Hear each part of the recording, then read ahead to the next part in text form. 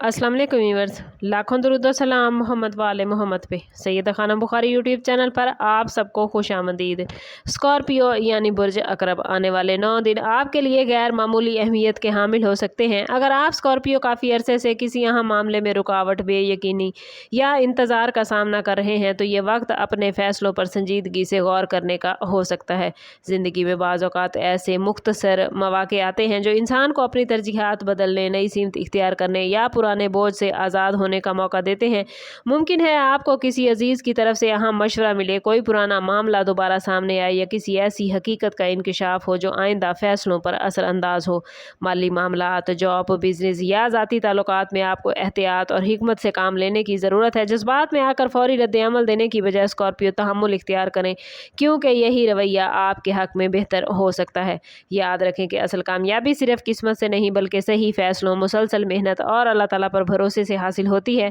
अगर आप पॉजिटिव सोच के साथ अपनी जिम्मेदारियों पर तवज्जो देंगे तो आने वाले दिन आपके लिए नई उम्मीद, नए मौके और बेहतर सिमत का आगाज़ बन सकते हैं। मोहब्बत और रिश्तों के हवाले से स्कॉर्पियो ये 9 दिन ख़ास अहमियत रखते हैं। अगर किसी गलतफहमी, फासले या खामोशी ने ताल्लुकात को मुतासिर किया है तो अब हालात में बेहतरी की गुंजाइश पैदा हो सकती है। किसी पुराने दोस्त, शरीके हयात या पसंदीदा शख्स के साथ खुलकर बात करने से कई उलझनें दूर हो सकती हैं।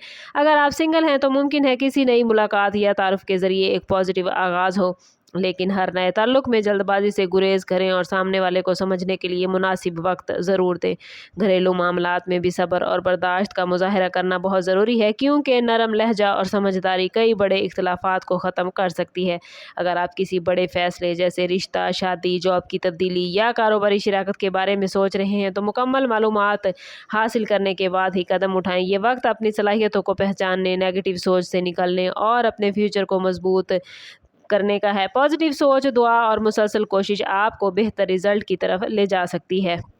स्कॉर्पियो ये 9 दिन आपके लिए खुद एहतसाबी, प्लानिंग और मुस्तकबिल की तैयारी का मैसेज देते हैं। अगर माजी की नाकामियों ने आपके एतमाद को कमज़ोर किया है तो अब वक्त है कि इन तजर्बात को सबक बनाकर आगे बढ़ें। हर तब्दीली फ़ौरन नज़र नहीं आती, लेकिन छोटे और दुरुस्त फ़ैसले फ्यूचर में बड़े नताइज पैदा कर सकते हैं।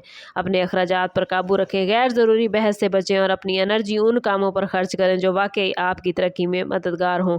रूहानी हवाले से भी अल्लाह ताला से अपने ताल्लुक़ को मजबूत करें। नमाज, दुआ, इस्तिग़फ़ार और सबसे बढ़कर हजूर सल्लल्लाहु तआला अलैहि वसल्लम की बारगाह अक़दस में दुरूद पाक का नजराना आपके दिल को सुकून अता करेगा, सही फैसले करने में आपकी हेल्प करेगा।